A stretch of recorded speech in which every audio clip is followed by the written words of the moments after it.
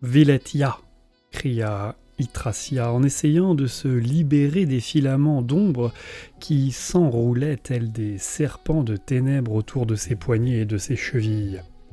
Plus elle luttait, et plus sa force semblait lui faire défaut. Sa tortionnaire approcha.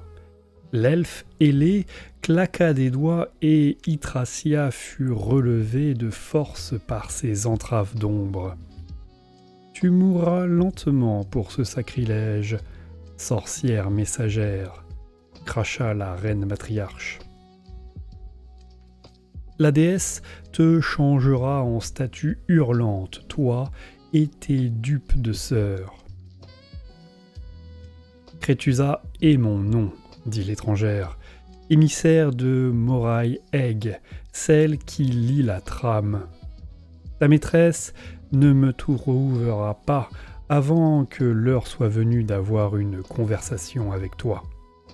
Yggdrasia eut un rire dénué de toute trace d'humour. « Tu es folle. »« Non, répondit Crétusa. L'elfe ailé se rapprocha et se pencha vers Yggdrasia pour effleurer sa joue d'une main griffue. Et aucun mensonge n'a jamais franchi mes lèvres. Laisse-moi te montrer la vérité. Le bâton de l'oracle sorcière passa sur la gorge de Yggdrasia, projetant une fine giclée de sang. La reine matriarche eut un halètement de surprise sans pouvoir lever la main pour interrompre le flot du sang. Elle bascula en arrière et atterrit dans le brasero de fer.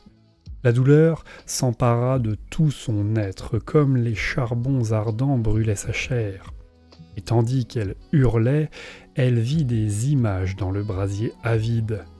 Des chaînes d'ombre, des soldats grouillants et mourants, et un roi monstrueux portant une cape de masque dont le sang teintait les fleuves et les océans de rouge. Soudain, la douleur cessa, tandis que les visions se faisaient plus intenses.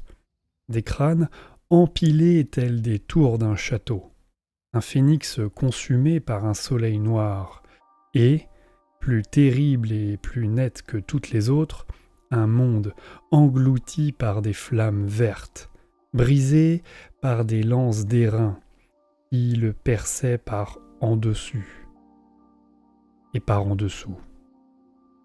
Puis, enfin, rien d'autre qu'un silence noir et froid. Crétusa, l'oracle sorcière, regarda brûler le corps de la reine matriarche. Elle entendit des pas derrière elle et se tourna pour voir Drastan s'incliner. La peau pâle du conjurateur était tachée de sang. Elle n'avait jamais demandé de telles marques de déférence de ses ouailles, mais les habitudes formées après des années de mauvais traitements de la part des prêtresses de Morathi n'étaient pas si faciles à oublier. « Le temple est à vous, ô Émiscienste », déclara-t-il. Crétusa considéra la salle en ruine. Il était dommage que des méthodes si grossières eussent été nécessaires. Mais le Nargarai était entre ses mains.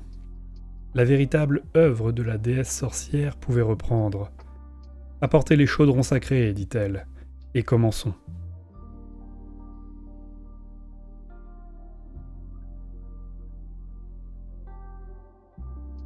Une menace intérieure.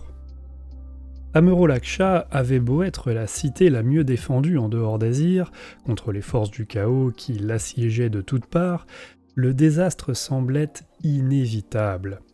Tandis que ses soldats se battaient becs et ongles pour conserver le contrôle des remparts, un péril menaçait la ville de l'intérieur. Le fracas d'une bataille d'ampleur consumait Amerol. Le grondement de l'artillerie était un refrain incessant qui faisait teinter le crâne des soldats aussi bien que des civils. Partout, des incendies faisaient rage, que contenaient à grand-peine les équipes de pompiers. Des rumeurs inquiétantes faisaient état d'hommes rats, grouillant en sous-sol, et d'espions masqués sous les traits d'amis ou de parents. Allez bon train. Des rapports plus troublants encore circulaient. plusieurs compagnies des Guildes franches seraient victimes d'une malédiction qui aurait poussé les soldats à dévorer leurs officiers, tandis que des secteurs entiers et des bas-fonds étaient la proie d'émeutes violentes où les citadins se battaient et se déchiquetaient littéralement entre eux. Au milieu de cette panique, le répugateur Anivertol cherchait à tout prix à empêcher la ville d'imploser. Il était aidé par son fidèle garde du corps, Armand Calice, un ancien soldat des Guildes franches d'Excelsis, en Gour. Agent expérimenté de l'ordre d'Asile, Toll était chargé de purger les rues des foyers de corruption. Calice était un tireur d'élite, et 2 autres agents assistaient le répugateur, la pilleuse de cryptes de Chiche, Lissa Revenia, et la maîtresse Verencia, l'énigmatique fileuse des murmures, qui semblait connaître tous les secrets de la cité à 2 queues.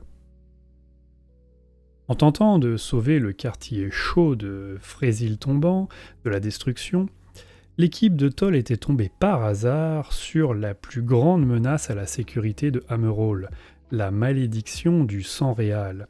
Cette folie contagieuse propagée par des fûts de vin estampillés sang réal transformait les gens en cannibales fous furieux.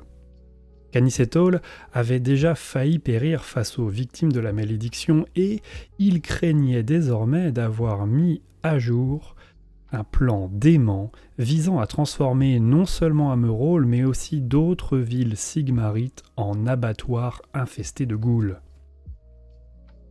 Au cours de son enquête, Toll avait capturé une victime de la malédiction du sang réal, un garde de la ville qui avait déjà goûté la chair humaine et entamé sa transformation en créature de la nuit décérébrée.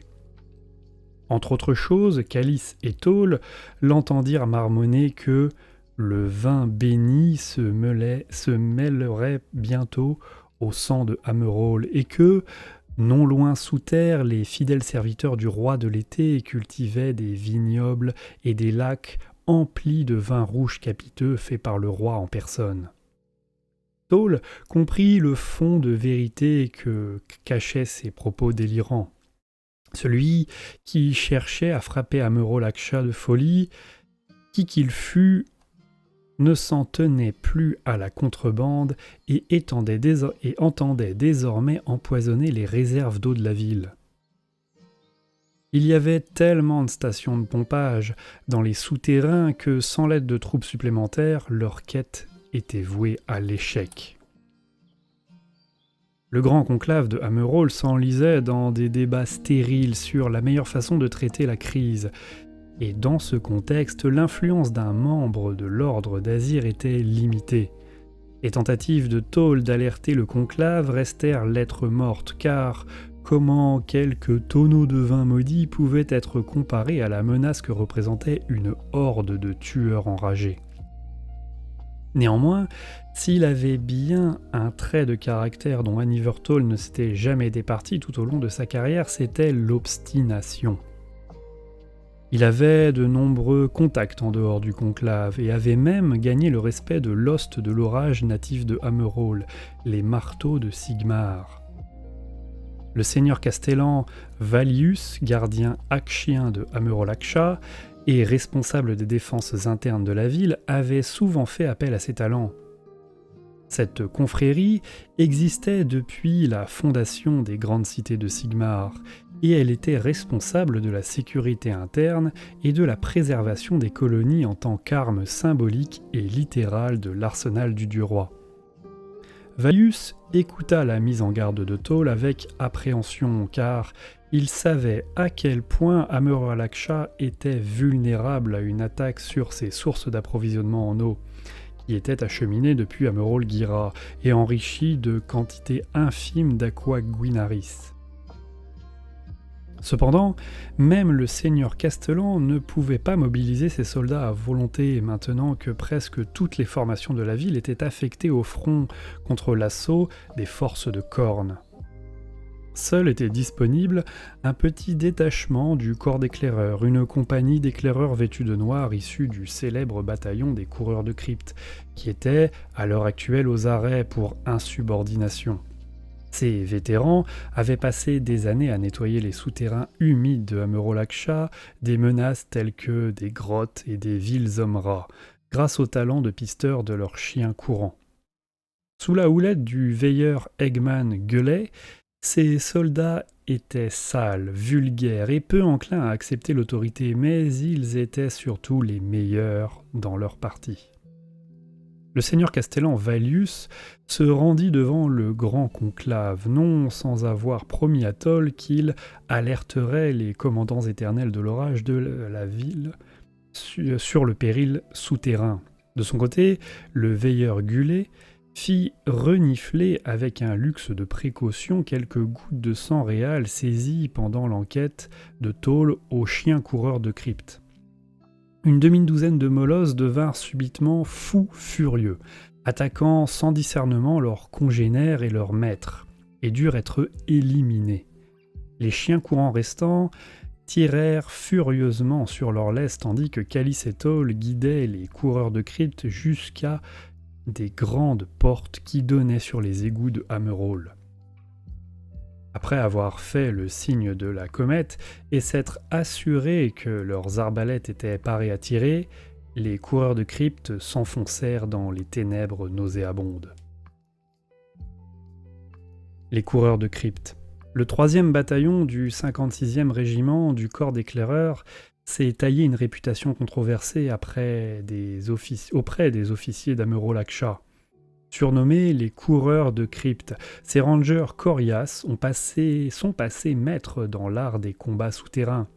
Ainsi, ils sont aussi connus pour leur indiscipline et un talent certain pour s'en tirer les ennuis. Seule leur excellence, jamais démentie sur le champ de bataille, leur a permis d'échapper à une sanction directe du prévôt du corps. Bien que, selon certaines rumeurs, la première maréchale Talia Vedra les apprécierait particulièrement et aurait fait appel à eux lors de ses campagnes contre les tribus grottes des plaines Pirok.